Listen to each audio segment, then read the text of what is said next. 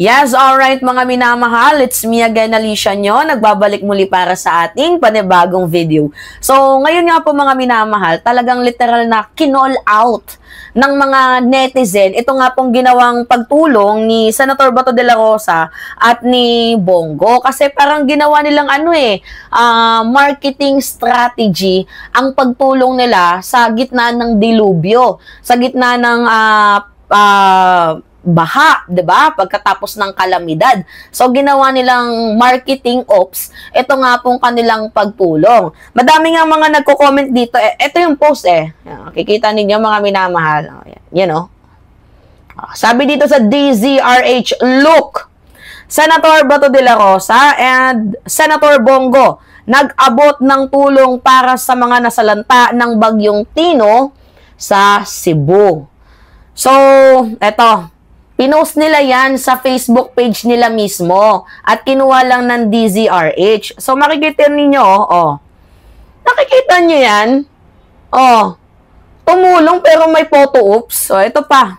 Tingnan nyo, gamit na gamit, yung mga nasalanta ng bagyo. Malayo pa yung presidential election pero mukhang itong si Bongo naghahangad na ng mataas na posisyon. Ito po, tingnan nyo, lahat may picture.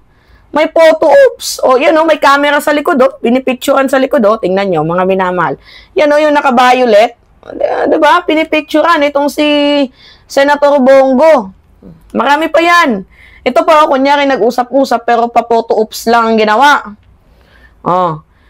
Yan po, bawat bigay merong kaukulang picture para masabi na tumulong. Diba, mga minamahal? Tingnan nyo yung mga nasa comment. When you help the needy, leave the cameras at home. Diba?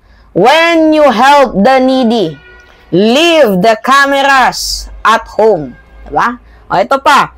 The secret agent 007 of CLTG Builders is visible again. Yan. Diba? Kasalanan din to ng mga diskaya kung bakit at saka yan sa sa Dolomite na yan, dyan kasi kinuha yung buhangin sa Dolomite Beach, dyan sa Cebu.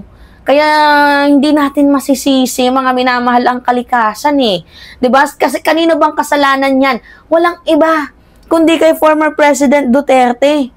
Diba? Tingnan nyo mga nagko-comment dito, konting tulong lang, maraming photo oops, solve. Tingnan ninyo, galit na galit ang mga tao dito wala namang masama sa ginawang pagtulong ni Senator Bongo, which is yan nga yung kinall out natin kahapon, 'di ba? Na nangunguna si Bongo, nangunguna si Bato de la Rosa sa puso ng mga taga Cebuano. Pero ano yung nangyari? Mga minamahal, late yung kanilang ginawang pagtulong. Late kaya nga natin kinall out kasi tinatanong ko, nasaan sila? Diba, hindi natin sila makita. Yun pala, nagpe-prepare pa ng kanilang mga cameras. Nakakuha sila ng madaming boto dyan sa Cebu, tapos hindi man lang nagpakita, diba? At saka expected na natin yan mga minamahal na magpapalugaw yan itong si Senator Bato de la Rosa, tapos yung mga DDS pupurihin, gagawing main character, main hero itong si Senator Bongo na kahit hindi naman dapat karapat-dapat.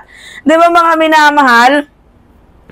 Kundi dahil sa mga yan, di sana kayo binabaha, huwag kang yung maniwala, band-aid solution lang yung mga yan. To be honest, kung merong flood control projects dyan sa Cebu, kung yung bundok sa Cebu, hindi tinaptapan, hindi tinapyasan, at inilipat dyan sa Dolomite, wala sanang baha na mangyayari or mga landslide. Sinira ninyo ang kalikasan, at the end of the day, mahihirap ang mga nagsasuffer. Magkano lang ba yung napupuntang kabuuang kita sa mga mahihirap na Pilipino sa buong bansa? Almost 14%. Yung mga mayayaman, magkano yung kabuuang kinikita nila? Almost nasa half percent, almost 50 or 60%. Samantalang yung mga poorest of the poor, 14% lang ang buong kinikita nila dito sa ating gobyerno kasi trabahante lang sila, empleyado lang sila. Ganun, mga minamahal. Ganun tayo babuyin, ituring, 'di ba, ng gobyerno. Kaya nakakainis tong panahon ni Digong. 'Di ba mga minamahal? Madami nga nag-comment, show off, Band-Aid solution. Ayan, show off, Band-Aid solution. Papoto ops lang po. Yan klarado yung mga comment nila. Kasi kita mo naman yung intention eh. Kung gusto mong tumulong, hayaan mo na yung mga netizen yung magpe-picture sa'yo. Hindi yung kayo mismo, yung magpo-post sa Facebook page ninyo. Gayahin nyo si Kiko Pangilinan. 'Di ba? Yung mga tao na yung nagpe-praise sa kanya, mga netizen na. Hindi na nila kailangan i-post sa social media. Kahit nga din itong si Bam Aquino, hindi na mag-post sa social media. Ngayon, tanongin natin, nasaan si Jimmy Bundok? Nasaan si Camille Villar? Di ba na mga nanalo sa Cebu, nasaan sila? Wala. Hindi makita. Di ba? Si Camille Villar, naging negosyante ata kaysa sa maging public servant. Di ba mga minamahal? Picture-picture lang pag may time. Tingnan niyo mga komento. Sobrang linaw. Yan yung katas ng mga bilyones. Kapag tumulong, di ba mga minamahal, dapat wala ka ng camera-camera. Wala namang masama kung mag-camera-camera ka dyan eh. Kaso yung problema kasi dito, mga minamahal, masyadong nasobrahan na. Di ba yung kanilang pagpapasikat? Ngayon ang tanong, saan ba nanggaling yung mga pinantulong nila? Walang iba kundi sa tax din ng mamamayang Pilipino, sa pera din ng taong bayan. Kaya yung mga taga Cebu, wala kayong dapat ipagpasalamat sa mga taong yan dahil in the first place, public servant sila, binoto nyo yan sila, deserve naman talaga nila, natulungan kayo dahil pera nyo din naman yan. Kumbaga sila lang yung nagmamanage. Diba? Parang si Sarah lang, lights, camera, action. Kailangan ba kapag tumulong, laging may dalang camera? Mga minamahal? Ay, nako.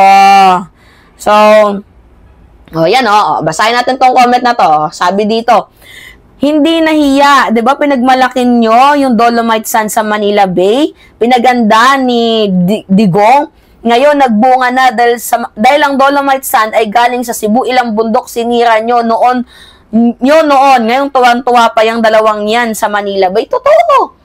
Nang dahil sa Dolomite Beach, mga minamahal, nasira ang bundok ng Cebu. Kumbaga, nasira.